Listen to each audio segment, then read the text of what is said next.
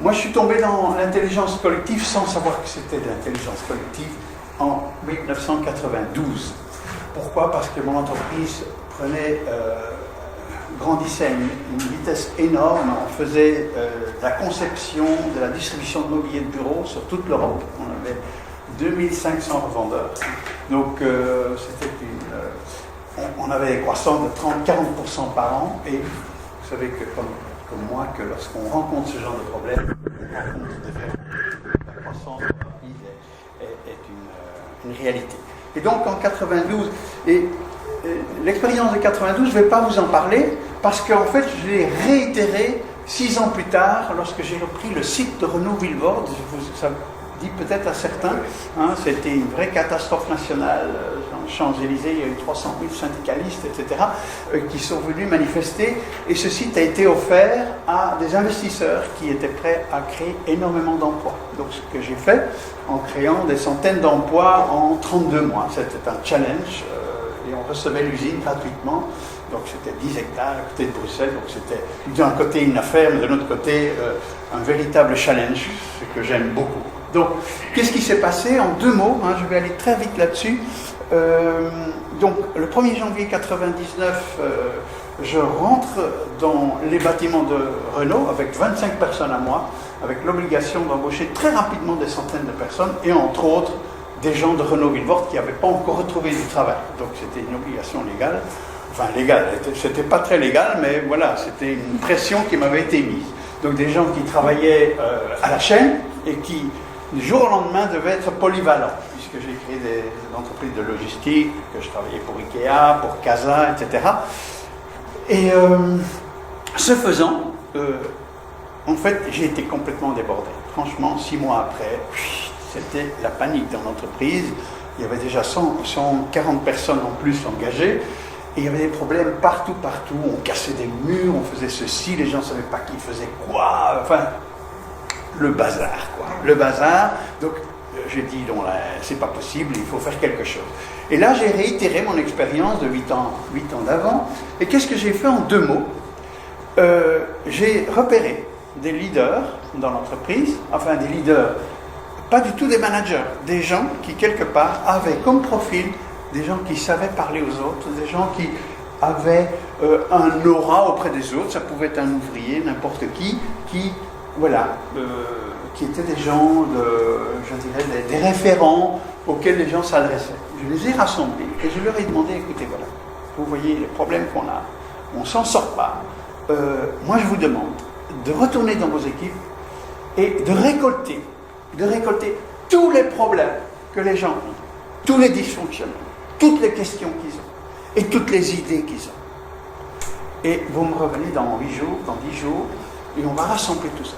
Et j'ai reçu à ce moment-là 384 fiches avec des problèmes, des questions, etc. Et en fait, c'est là que commence la belle aventure, parce que plus vous en savez, plus en fait, vous pouvez vraiment nourrir les choses. Et le cancer d'une société, c'est ça. C'est quand les gens ne veulent plus entendre, ne veulent plus voir ou ne parlent plus. Parce que j'ai déjà dit 10 fois la chose, on ne m'a pas écouté. Et en fait, ça se passe partout. Et en fait, j'ai libéré la parole, c'est-à-dire qu'en fait, on a été à l'écoute. C'est la première qualité, c'est écouter. Et c'est les gens du terrain qui ont des choses intéressantes à vous dire, et pas les managers. Ce qui est intéressant, c'est vraiment ce qui se passe sur le terrain. C'est eux qui produisent, c'est eux qui apportent l'argent dans l'entreprise. Et donc, j'ai laissé venir tout cela. Ce faisant, j'ai reçu 384 fiches. Et qu'est-ce qu'on a fait avec ces fiches? À ce moment-là, j'ai fait 2 colonnes. J'ai fait un tableau Excel avec 2 colonnes. Dans une colonne, je mettais les papiers qui concernaient en fait la direction, le comité de direction. Les questions, les problèmes auxquels seuls nous avions une responsabilité pour répondre et donner des explications. Et dans l'autre colonne, c'était tout ce qu'eux pouvaient faire et mettre en œuvre en travaillant en projet, en faisant les choses ensemble, en croisant leurs compétences, leurs connaissances, leurs intérêts. Et je leur ai dit, donc une fois que j'avais tout ça, je les ai rassemblés, et j'ai rassemblé tout le monde, et j'ai dit, ben voilà, voilà le problème de l'entreprise. Alors d'habitude, je dessine ça sur un papier, on va voir tout à l'heure autre chose dans ce sens-là. Et je dis aux gens, ben voilà, les problèmes que nous devons résoudre, nous, le comité de direction, vous allez avoir une réponse tous les lundis matins sur une feuille verte imprimée, réponse à 10 questions. 10 questions sur les à peu près 180 s'adressaient à nous et 200 à eux. Donc, en fait, en faisant cette promesse, en disant 10 par semaine, qu'est-ce que ça engendre dans la tête des gens? C'est que, ils se disent, tiens, voilà, et il faut tenir sa promesse là. Là, il faut être hyper réglo. Tous les lundis matins, ils avaient 10 réponses. Donc, en faisant cela, on s'engage, 2, on y répond, 3, eux se disent, j'aurai réponse à toutes mes questions. Je devrais peut-être attendre 18 semaines, mais au moins j'aurai une réponse. Et donc ça calme déjà le jeu de ce côté-là. Et de l'autre côté, j'ai dit, écoutez, voilà, tous ces problèmes que vous avez à traiter, alors à ce moment-là, comme on n'était pas syndiqué, la Belgique est très syndiquée. Il faut savoir qu'il y a 70% des gens qui sont syndiqués, mais se syndiquent à partir de 50. Et donc, comme on était rentré à 25, notre entreprise n'avait pas de syndicat. Et donc, je dis, pour les autres problèmes, moi, je vous encourage à créer un conseil d'entreprise. Donc, en fait, un patron qui dit, mais créez un conseil d'entreprise. C'est pas courant. Et donc, ils se sont dit, ah oui, mais comment, quoi et comment on va voter, et la durée de mandat. Je dis, écoutez, c'est vous qui allez décider. Donc, déjà là, je ne m'introduis pas. Et je dis, c'est vous qui allez décider. Alors, il y a des départements qui ont voté à main levée pour quelqu'un, d'autres ont fait un bulletin secret, d'autres... Et donc, ils ont déjà, je leur redonne cette responsabilité, de façon à jamais imposer quoi que ce soit. Et puis, la durée de mandat, combien? Je dis, allez, mettons-nous d'accord. Minimum 6 mois, parce qu'en dessous de 6 mois, on ne sait rien faire, et maximum 4 ans, puisque c'est la durée légale en Belgique, pour les mandats de syndicaux. Mais donc, tout de suite, ils votent par département, les uns d'une façon ou d'une autre, peu importe. Et 3 semaines après, qu'est-ce que j'ai? J'ai un conseil d'entreprise qui se met en place et ils votent entre eux un président. Et le principe était, tous les lundis, tous les premiers lundis du mois, ils pouvaient se réunir de 9h à 1h de l'après-midi pour discuter, faire avancer les projets, nous interpeller en tant que patron, en tant que comité de direction sur les questions auxquelles nous devions répondre. Et tout démarre à peu près fin décembre 1999, le premier conseil démarre. Et puis le premier conseil, je viens vers 11h, il m'invite en me disant, voilà, on a discuté de ça, on voudrait savoir ceci. Alors, les miracles qui sont produits sont les suivants. À la 4e réunion, je rentre à 11h et ils me disent, Pierre, on veut changer le système on veut changer notre façon de faire lorsqu'on t'invite. Nous, on a des idées et on voudrait venir avec des idées. Je dis, écoutez, bienvenue. Donc, déjà, il y avait l'appropriation vraiment des problèmes. Deuxième chose, c'est que un mois après, c'était au mois de mai, donc il faut savoir qu'en 2000, en Belgique, il y avait les élections syndicales. Et comme on était déjà à 160 ou 170 sur le site, depuis 6 mois avant, j'affichais les réglementations pour dire, voilà, vous pouvez vous inscrire, etc. À 4 heures d'après-midi, à 5 heures d'après-midi, les syndicats, les rouges, les verts, ils étaient tous dehors avec leur papier en disant syndiquez-vous, etc.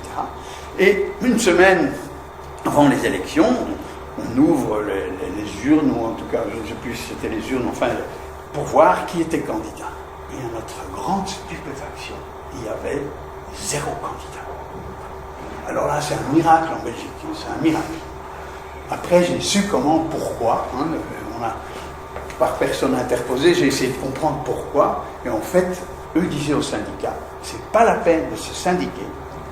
Avec la façon dont on travaille, on va beaucoup plus vite qu'avec les syndicats. Donc, c'était intéressant, parce que ça voulait dire aussi qu'ils s'étaient vraiment approprié la méthode, la façon de faire. Et un deuxième miracle qui s'est passé, c'est que au mois de juin, je suis arrivé chez eux. Alors, pas pour tout le monde, mais pour 40 personnes qui étaient concernées par la chose. C'était les magasiniers d'une section qui, en effet, prépare toutes les commandes nationales et internationales en mobilier de bureau. Dans notre secteur, il y avait du saisonnier, c'est-à-dire qu'en été, on vendait moins qu'en hiver. C'était à peu près 6 mois.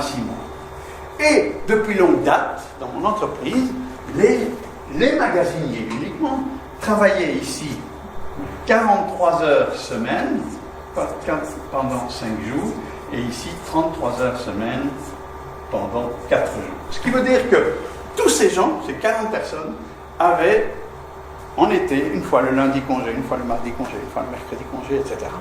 Et au fond, ça les arrangeait bien. C'est pas travailler 3 quarts d'heure de plus. Au contraire, ici, c'est pas tellement drôle de sortir, de faire du sport, etc. Et depuis quelques années, j'avais remarqué que cette courbe changeait. Et la dernière année, juste en 99, en fait, on avait eu de vrais problèmes ici de livraison. Parce que nous, on livrait Marseille en 48 heures. Hein. Donc on était vraiment comme du pharmaceutique. Hein. On était excessivement performants dans ce domaine. Et donc, j'avais remarqué ça, et je leur ai dit, écoutez, moi j'ai un problème, est-ce que vous pouvez m'aider?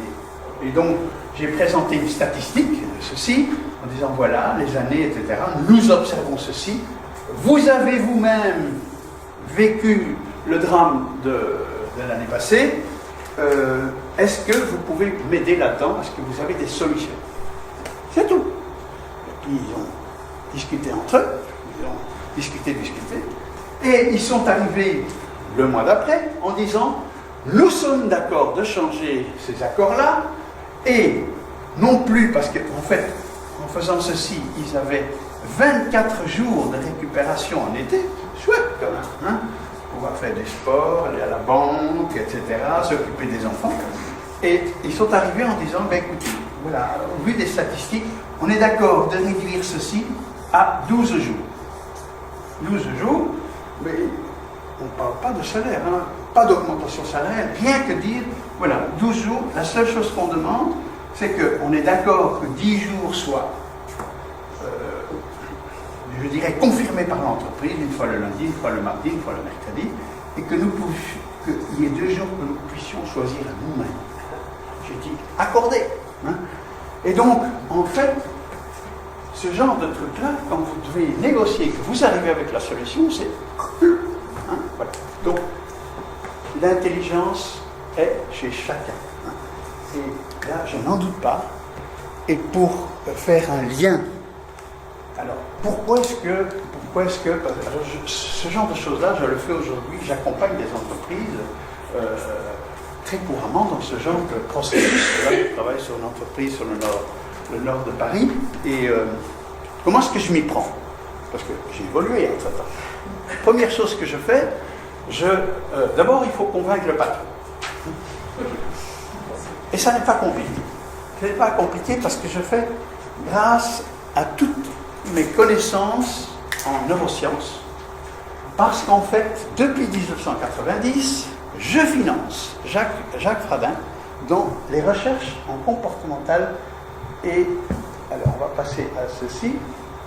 Donc, depuis 1990, passionné par les comportements humains, j'ai rencontré Jacques Fradin qui est un médecin, qui est un chercheur en comportement, et j'ai été passionné par ses travaux à ce moment-là. Et depuis lors, je finance sa recherche, c'est-à-dire qu'aujourd'hui, j'ai 7 chercheurs à temps plein en neurosciences, en biologie, en comportementalisme, cognitive, éthologie, anthropologie. Tout ça travaille avec plusieurs universités. Et en fait, quand on comprend comment fonctionne le cerveau, d'un patron comme d'un ouvrier, c'est exactement les mêmes cerveaux, hein, il faut savoir comment leur parler, comment communiquer, comment les persuader, comment leur faire vivre une transformation en quelques minutes. Hein. C'est exactement ce que je fais. Donc, lorsque je travaille avec une entreprise, c'est souvent à la demande de la DRH, parce qu'en fait, eux se rendent compte des problèmes qu'ils ne savent pas gérer. Ils viennent souvent à mes conférences pour essayer de comprendre ce que je vais vous expliquer là en 10 minutes. Normalement, je prends quand même en 3 quarts d'heure pour aller en plus grande profondeur. Et j'explique comment fonctionne le cerveau. Le cerveau, 100 milliards de neurones, 1 million de milliards de connexions. C'est la grande boîte noire. Et aujourd'hui, les recherches en neurosciences et en biologie par rapport au comportement, je le fais en très très simple. Nous prenons 5 à 6 000 décisions par jour. Nous avons 4 substrats cérébraux qui prennent ces fameuses décisions.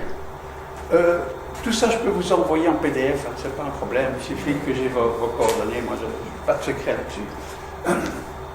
Nous avons 3 territoires qui prennent des milliers de décisions par jour qui sont des territoires automatiques, des territoires programmes, des territoires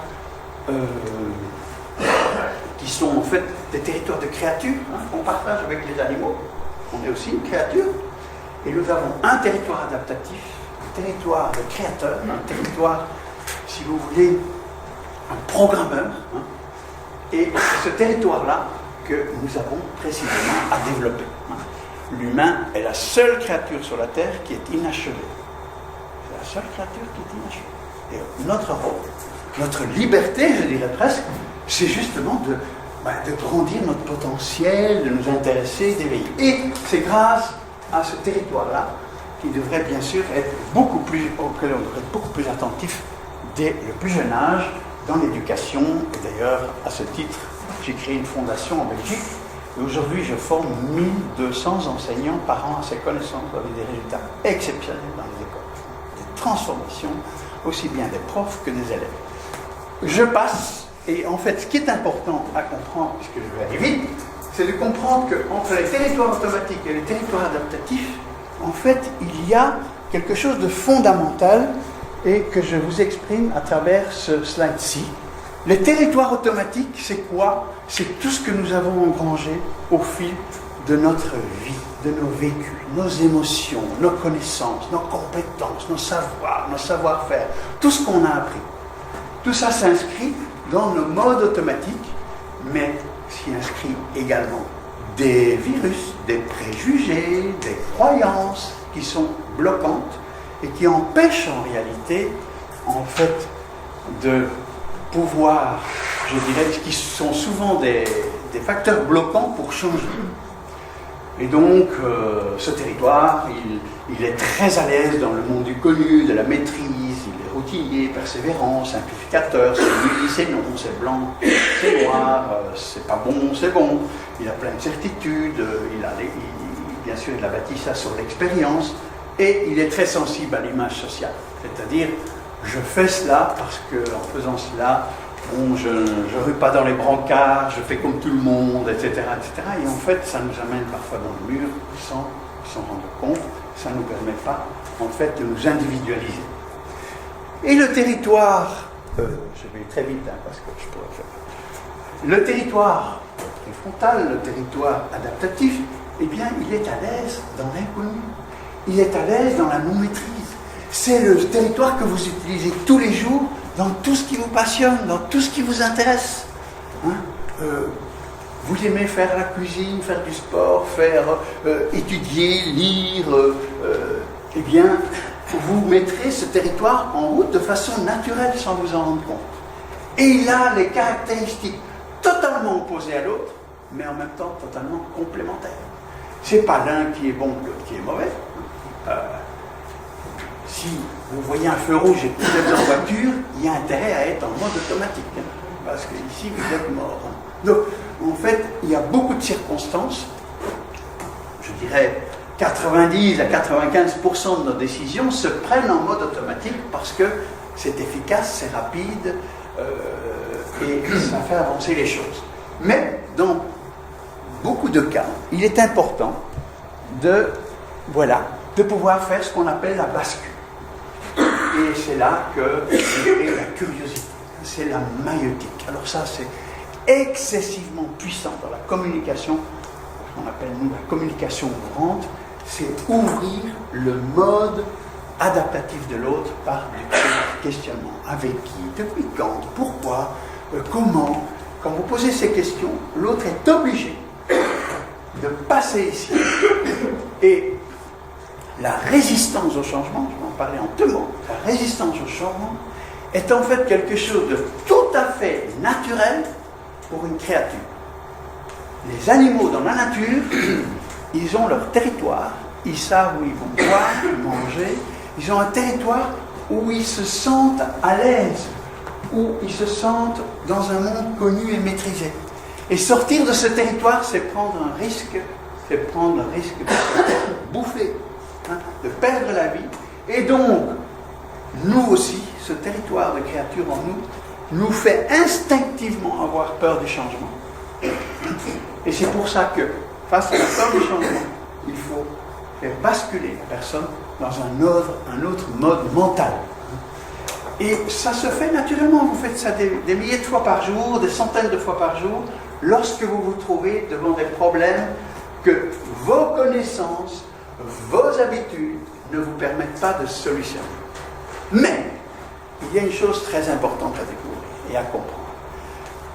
Parce que lorsqu'on fait ce travail-là, face à la difficulté, alors c'est la curiosité, la souplesse, la nuance, c'est pas bon ou pas bon, il y a des avantages, il y a des inconvénients, prendre du recul, la relativité.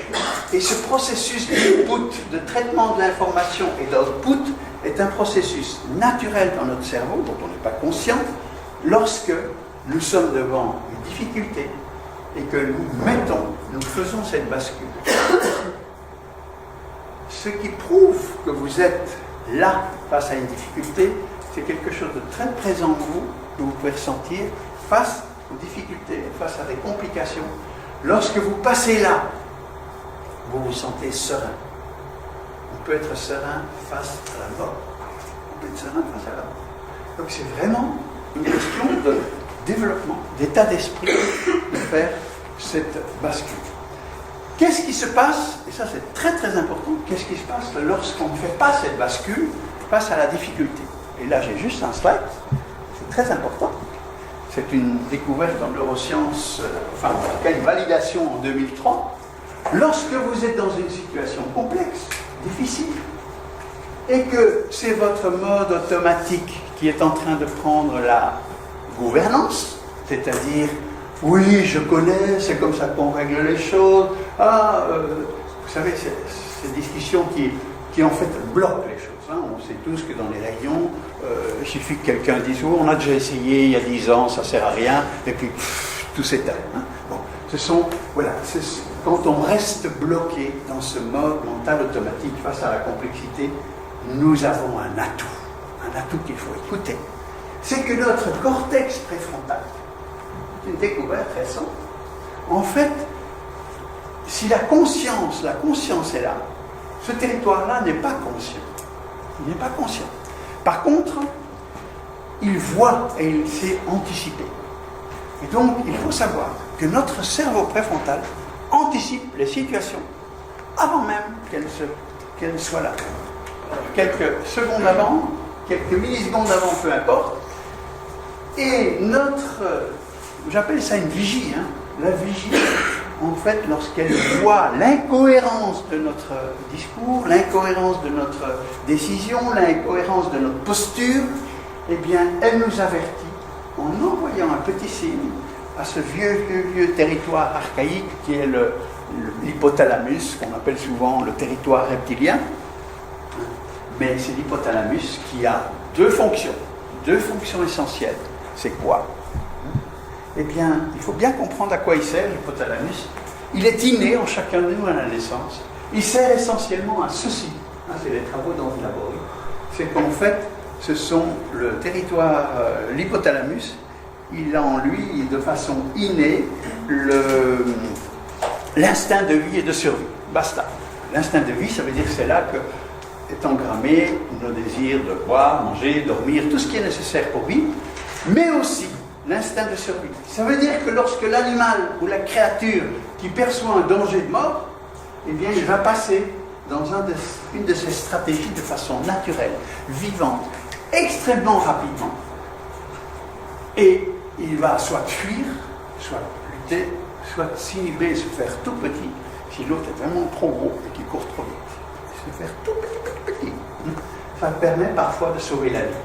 Et en fait, le phénomène biologique qui engendre l'adrénaline, la dopamine et tous les in qu'on peut imaginer pour sauver sa peau de façon instinctive, eh bien, ce phénomène s'appelle le stress. Et le stress est donc salvateur lorsqu'on parle de stress physiologique. Et la grande question auquel on répond aujourd'hui, c'est pourquoi stressons-nous tous les jours alors que notre vie n'est pas en danger? Ça, c'est la vraie question. Eh bien, ce stress-là s'explique aujourd'hui par le stress psychosocial, qui en fait est exactement de la fuite, de la lutte et de l'inhibition, et nous entraîne à être soit angoissé, gêné. Et une même situation, vous devez recevoir un dossier à midi parce que vous le présentez à votre N+1 à 2 heures, et vous attendez un dossier pour pouvoir le défendre, et vous attendez ce dossier d'un collègue. Si on est un peu de nature angoissée, déjà 4 jours avant, tu es d'accord qu'à midi j'aurai le dossier dans 4 jours, et on s'angoisse. Et donc, voilà. Alors, on s'angoisse ou on ne s'angoisse pas, on est très confiant. Et le jour même, à 11h, on sent un petit peu d'angoisse, tiens, je n'ai pas encore reçu le dossier, et puis à 11h30, cette angoisse grandit un peu, et puis à midi moins quart, vous donnez quand même un petit coup de fil à votre correspondant, tiens, est-ce que le dossier est arrivé? Et vous entendez, votre correspondant n'est pas là, il vous répondra dans les plus brefs délais. Alors, tout de suite, vous paniquez un peu plus, vous demandez à son collègue, ah, mais il est en RTT aujourd'hui, et alors là, vous passez en énervement. Ah, c'est pas possible, c'est toujours la même chose, et vous passez en stress de colère, et puis ensuite arrive le découragement. Qu'est-ce que je vais dire à 2h, à 14h, etc., etc.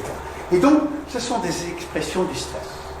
Et le stress, je ne vous apprends rien, le stress est un inhibiteur d'action incroyable. Dès qu'on est en stress, notre mode intelligent d'adaptation, il est réduit à 0. Donc en fait, et ça, il y a toutes les études qui le prouvent, les études, entre autres, ce chercheur canadien a fait une étude sur 52 études parues pendant ces 26 années, et 75% des études prouvaient que dès qu'il y a stress, il y a diminution de la performance, il y a inefficacité, 10% ne percevaient rien, et le reste parlait d'un petit stress positif. Un petit peu de stress, c'est bon, et puis après, ça diminue la compétitivité. Aujourd'hui, les neurosciences démontrent cette notion de stress positif, ça n'existe pas, c'est tout autre chose. C'est ce qu'on appelle chez nous, on ne va pas en parler aujourd'hui dans les motivations, ce qu'on appelle des gens qui ont des motivations primaires, épigénétiques, qui sont des compétiteurs. C'est des gens qui adorent l'imprévu, qui adorent le dernier moment. Mais pas tout le monde est réglé comme ça dans sa tête. Et donc, il y a des personnes qui vous parleront de stress positif, mais parce que pour eux, le challenge, c'est quelque chose qu'ils adorent, de nature. Mais ce n'est pas du stress, c'est tout autre chose. C'est un autre type de plaisir. Je reviens maintenant sur une chose importante pour vraiment ancrer les choses, et après on va arriver au bout là, parce que j'aime bien respecter les temps de... Voilà, on est presque dans les 30 minutes, on fera 35. Et donc, ce qui est important, c'est ceci, c'est de comprendre qu'en fait, le stress est un indicateur extraordinaire pour se rendre compte qu'il y a quelque chose à modifier dans notre comportement. Et je fais souvent la comparaison suivante. Vous imaginez à l'époque les clippers qui traversaient l'Atlantique en 1800, qui partaient de Cherbourg, qui allaient à New York avec des équipages. Il y a 2 personnes importantes sur un clipper. C'est pour imager, mais c'est pour vous dire aussi qu'on a ces 2 personnes en nous. Il y a d'abord le barreur. Pour moi, le barreur, il est en mode automatique. Le barreur, il doit faire quoi? Il doit faire ceci. Il doit, en fait, voilà, le barreur, il est en mode automatique. Il doit suivre un cap. Il doit aller plein ouest. Il connaît. Il a des certitudes. Il sait que de l'autre côté, il y a bien sûr l'Amérique. Il a d'expérience. Il a fait 10 fois la traversée. Donc, il connaît les vagues, comment comment les prendre, etc. Et son image sociale, il est évident que s'il arrive à Rio, il est dégommé, quoi, hein, ça c'est évident. Hein. Donc, important de jouer là-dessus. Le deuxième personnage important, bonjour François, le deuxième personnage important dans ce genre de... sur ce bateau, c'est quoi? C'est la vigie. C'est celui qui est dans le petit panier, là, tout en haut. Et en fait, la vigie, c'est quoi? C'est le mode adaptatif. Il sert à quoi? Il sert à prendre la gouvernance, la décision, uniquement lorsque lui voit qu'il y a un danger en voyant des récifs à fleur d'eau, que le barreur ne voit pas. Et donc, c'est important de savoir qu'en fait, nous fonctionnons aussi avec cette vigilance. Notre territoire préfrontal, même si on n'est pas conscient, il anticipe les choses. Et comment fait-il lorsqu'il voit un danger? Eh bien, je vous l'ai montré tout à l'heure, lorsque le préfrontal, qui est en fait un anticipateur d'action, nous avertit que lorsque nous restons têtus dans nos idées, nos croyances, c'est comme ça et c'est pas autrement, c'est irrespectueux, etc., etc., lorsque nous bloquons là, celui-ci nous avertit par un stress. Ce qui veut dire qu'aujourd'hui, il est important, intéressant, le soir, avant de s'endormir, de noter toutes les situations dans la journée où on a stressé. Où on a stressé en lutte, en fuite, en inhibition, en énervement, en agacement. Parce qu'en fait, lorsqu'on repère ça, il y a une chose qu'on peut faire pour s'améliorer, et je vais terminer là-dessus, c'est un exercice que j'ai envie de vous faire, c'est celui-là. Alors non, je termine par un petit exercice, et alors, vous notez chacun sur un papier une situation qui régulièrement vous énerve ou vous angoisse. C'est un petit exercice qui va durer 30 minutes. Donc, vous prenez une situation dans votre vie, que ce soit situation boulot, famille, peu importe, vous ne devez pas le dire, hein, c'est pour vous que je fais ça. Vous prenez une situation qui régulièrement, oh non, c'est agaçant, ça vous met en colère, ou ça vous met ou dans l'angoisse, dans la peur, voilà. Notez une situation, je vais vous poser 2 questions après, et vous allez voir.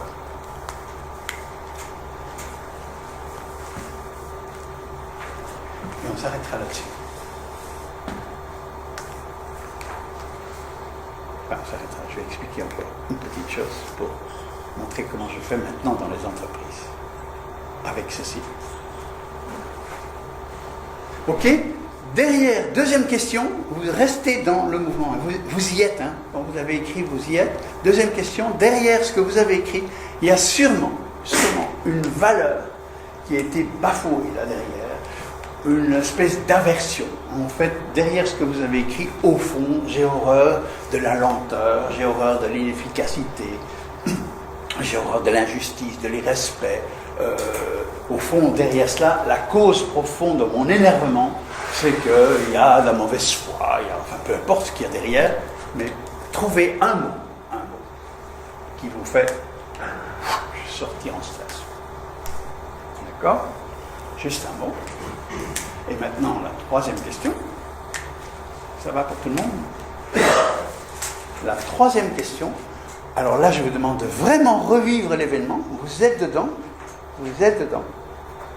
Et je vous demande de trouver 5 avantages à cette situation. 5 avantages à cette situation. 5 avantages que vous pouvez tirer de cette situation. Là,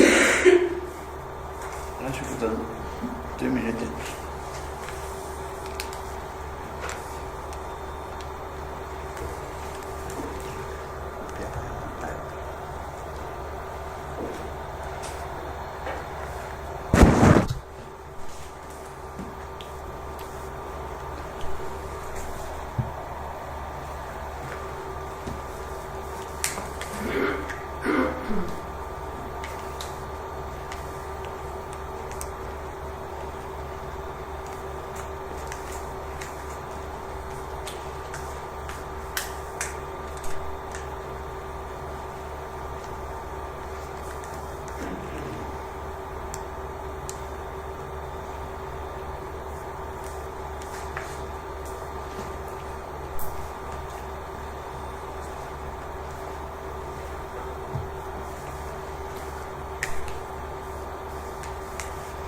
Ok? Alors, bon, vous allez peut-être trouver 1, peut-être 0, peut-être 2, peut-être 3, peu importe. Je vous demande maintenant, normalement l'exercice c'est 30, hein, mais voilà, on va faire très vite. Hein. Voilà. Et je vous demande maintenant de re-rentrer dans la situation, vous la vivez, et de me dire, tiens, comment vous la voyez? Est-ce que vous la voyez comme avant? Est-ce que vous vous sentez autrement, dans un autre état d'esprit, oui ou non, par rapport à ça? Voilà. Est-ce que quelqu'un peut dire, tiens, bon, ça n'a rien changé en moi? Est-ce que... Voilà. Ok. C'est vrai qu'en 3 minutes, c'est pas évident, mais ça arrive qu'il y ait des gens qui disent, tiens, je vois les choses autrement. Qui peut témoigner? Oui, Martin? Parce que l'idée d'apprentissage. Voilà, d'accord. Parce que le mot était quoi chez vous? Violence. Violence, oui. D'accord. On peut apprendre de la violence. Ça vous met un peu plus calme? Vous avez... C'est un challenge. C'est un challenge. Je me suis dit que à ça, je réagis par la violence. Oui. Alors que je déteste la violence. Donc, je me dis, en fait, en l'apprenant avec ce que l'exercice qu'on a fait, je me dis, je vais apprendre à gérer cette situation avec. Voilà. Avec plus de calme et de sérénité. La sérénité, elle est là. Qu'est-ce que vous avez le plus utilisé pour trouver la chose, croyez-vous? Quel est le mot qui vous a le plus aidé? La caractéristique. Relativité. La relativité. Quelqu'un d'autre, juste un mot, et ça vous a aidé à quelque chose ou pas? Prise de conscience, prise de recul, prise de... Oui? Moi, j'ai senti d'abord une différence de date à distance. Ah oui, c'est clair. C'est clair, c'est normal. Et ce qui m'a aidé, moi, c'est souplesse. L'idée de dire, Voilà. ok, c'est d'autres façons, flexibilité, c'est quelque Voilà. chose. Donc, ça m'oblige à développer une forme de flexibilité, Voilà. d'apprendre ça. Voilà.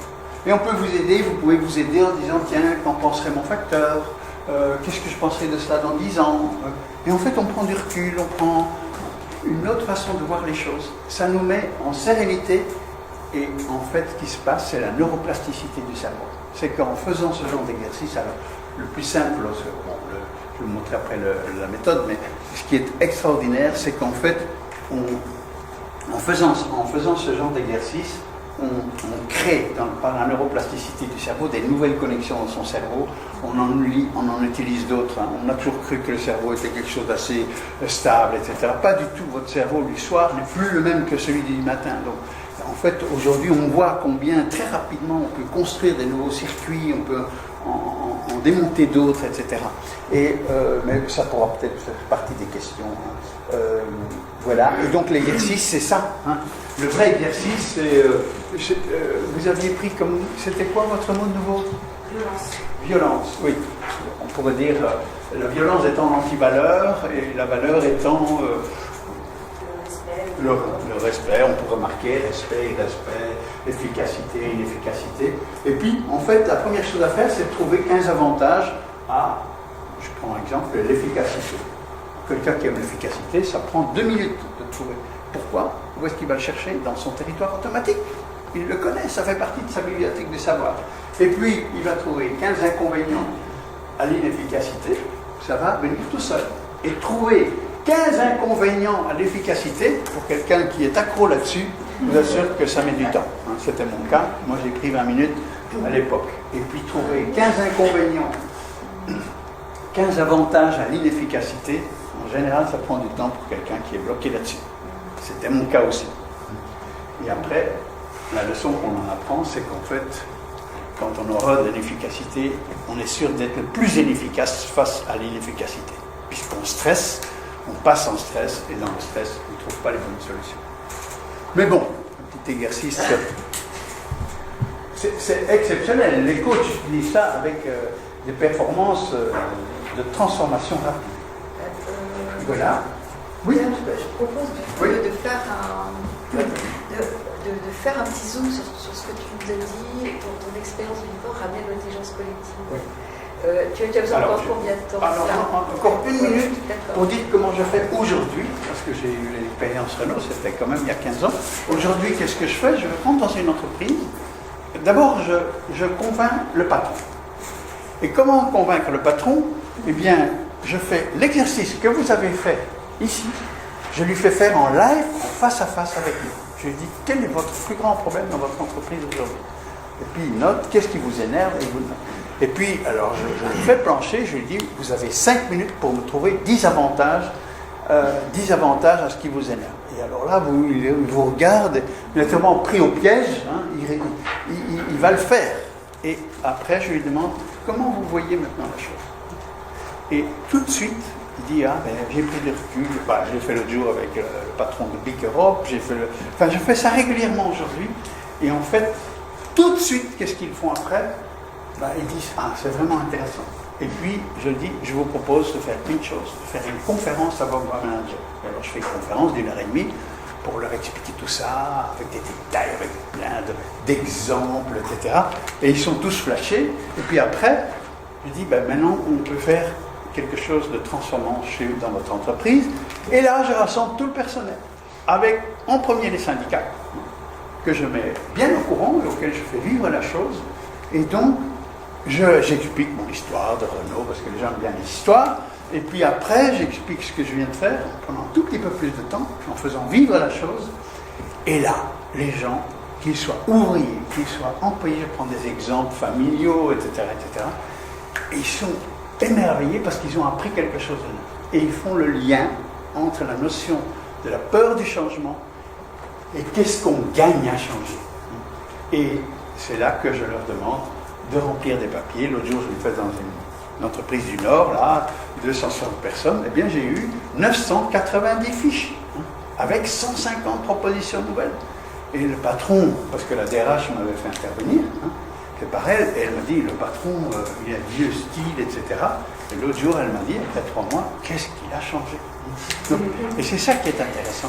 C'est ça, comme ça qu'on libère l'entreprise. Mais bon, voilà, je vais m'arrêter là, parce que j'aime bien tenir les... Je propose de refaire un petit zoom à travers ce que tu nous as dit, à la fois de ton expérience Billboard et ce que tu as amené sur les neurosciences, vraiment, on va dire par l'apport de l'entrée de l'intelligence collective. C'est rebalayer quelques points que tu as dit, et puis et l'idée après, c'est de revenir vers vous, plus exactement d'aller vers vous, et voir comment tout ça vous parle. Donc engager une séquence, un temps d'échange, un temps de... Voilà, ça va poser. Alors, tu as dit quelque chose de très... Alors, l'intelligence collective va avec la complexité. Voilà. Pourquoi on parle autant d'intelligence collective? Aujourd'hui, on va dire depuis 2-3 ans peut-être en France, mais depuis bien plus longtemps dans le monde anglo-saxon, typiquement, on n'a pas la réponse seule. C'est cette conscience qu'on ne peut plus faire tout seul et qu'on va avoir besoin d'autres, des autres. La question, c'est effectivement comment on va organiser ce collectif, les mettre en mouvement, en dynamique, pour trouver une réponse ensemble. Donc, complexité est au cœur de l'intelligence collective. Vraiment, ça va très bien ensemble. Et dans ta situation de pas, ce que tu avais rappelé, c'était la complexité dans tous les étages. Deuxième chose qui est, le début de l'intelligence collective, effectivement, c'est l'écoute. Si effectivement on commence pas par s'écouter, c'est même pas la peine d'imaginer aller faire quoi que ce soit. Donc, conditions d'écoute, et on va parler même des 4 niveaux d'écoute. Arriver à cette écoute générative. Donc, l'écoute, et tu l'as dit en premier, c'est capital. Deuxième chose qui est éminemment importante, c'est libérer la parole. Puisqu'effectivement, qui dit intelligence, il va falloir capter ces intelligences multiples, puisqu'en fait, alors c'est là, dans le domaine de l'intelligence collective, il n'y a pas une définition. Je peux vous en donner une que j'aime bien. Sachez que l'intelligence collective, il y a plein de portes d'entrée et chacun va fabriquer sa définition. Moi, il y en a 2 que j'apprécie particulièrement. Peter Senge, c'est le MIT dans le domaine de l'action maintenant. L'intelligence collective se construit dans l'action partagée. Il ne définit toujours pas ce que c'est que l'intelligence collective. Ça se construit dans l'action partagée, typiquement. Jean-François Nouvel, qui est vraiment un référent, on va dire, en France, il a mis ça, il a fait des France, capacité pour un futur, à formuler son futur et à y parvenir dans un contexte complexe. L'intelligence collective va amener ce qu'on va appeler la co-création. Du coup, je reviens à ton exemple tout à l'heure, où tu as dit, au fond, l'intelligence est dans la salle, quoi. Réunissez-vous, c'est vous qui savez, et on va apprendre des uns des autres. Et du coup, ça amène quelque chose de hyper important, la posture du dirigeant et des dirigeants. C'est que c'est plus une posture, c'est moi qui sais qui vais vous dire, c'est que ta posture a été, vous savez, allez-y. Et là, on rentre dans quelque chose qui est énorme dans l'intelligence collective. Chacun d'entre nous sait, abat les statuts, les positions, c'est pas de ça dont on parle de personne à personne, et on est avec cette notion d'égalité, de dignité. C'est-à-dire, nous sommes entre êtres humains, et nous ne touchons plus Voilà, donc les histoires où on amène des cercles, des formats de cercles, c'est précisément toute parole est bonne, et cette conscience que quand on travaille dans des transformations, on met tout le monde dans la salle et on fait du balayeur au PDG. Et on a chacun des choses à dire avec nos angles regard. Du coup, les derniers 2 points que je veux dire pour moi qui paraît important, c'est que quand on rentre dans ces grands dialogues, ces grandes conversations, qu'est-ce qu'on va mettre à jour? C'est les fameux schémas mentaux. Chacun est dans son monde, chacun est dans sa façon de voir, chacun est dans son cerveau, chacun est dans son pattern, comme disent les Américains. Et forcément, chacun va poser où il en est dans son monde, avec ses émotions, etc. Et l'intelligence, et dans l'intelligence collective, il faut entendre toujours l'aspect multiplicité des intelligences, puisque notre corps est plus sage que la tête. Donc c'est l'intelligence aussi corporelle, c'est tout ce qui est encrypté au niveau de l'ensemble. Voilà. Du coup, l'intelligence collective, c'est pas un mot plat, un mot creux, parce qu'à un moment donné, il ne faudra plus parler d'intelligence collective, c'est un effet de mode qui arrive un peu en France, on va dire de cette manière. En France, on le sent, ça vient. C'est surtout comment on va créer une dynamique collaborative, co-élaborative, pour co-créer ensemble et devenir co-acteurs du futur. Donc on est vraiment aujourd'hui, partout dans nos environnements, et MOM 21 est vraiment parti dans ce sens-là, où on va passer d'une condition de j'entends et vous allez me dire que, à quelque chose qui est, on va devenir co-acteur de la réalité. Et vous voyez que ça va toucher forcément cette notion de place de rôle, d'autonomie et de liberté, enfin ce qu'on va appeler effectivement aussi ces moments d'entreprise libérée, tous les modèles de gouvernance, puisqu'il y a une grande réinterrogation sur les modèles de gouvernance en co-leadership et en leadership partagé. Et un leader n'est pas celui qui tient le pouvoir et les manettes, au sens de je dis et va faire ça. Un leader, c'est au sens que tu as dit, ce sont les personnes qui effectivement vont être détectées pour pouvoir avoir cette capacité à emmener d'autres dans leur façon de faire et de conduire les... Voilà. Et Jean-François Aubry explique très bien ça dans Favie. Il a été détecté des personnes, aussi bien sur la chaîne et ailleurs, pour dire, on va y aller. Voilà. Donc c'est un renversement. Il dit le leader, il a créé l'environnement favorable. Voilà, tout à fait. Et donc nous sommes tous leaders et créer des leaders et des co-leaders. Et du coup, avec ce qu'apporte Pierre sur les neurosciences, et dans tout ce schéma est basé sur son expérience, ce qui peut être aussi intéressant peut-être maintenant, vous posez la question, peut-être en petit groupe, passer un petit peu de temps, hein, on va dire 5-7 minutes ou 10 minutes à échanger. Si vous, qu'est-ce que ça résonne tout ce qui a été dit là, voilà, parce que c'est quand même beaucoup de matière en peu de temps, dans un temps très condensé, comme tu as dit. Partant de ton expérience et où tu en es, et les questions peuvent venir. Voilà, donc un petit temps entre vous, voilà, comment vous infusez tout ça par rapport à ce que vous faites, qui vous aide votre expérience. Peut-être par 3, mettez-vous là, vous êtes déjà un petit peu organisé dans ce sens. Et puis un petit temps de retour et une question que vous avez envie de poser pour aller plus loin.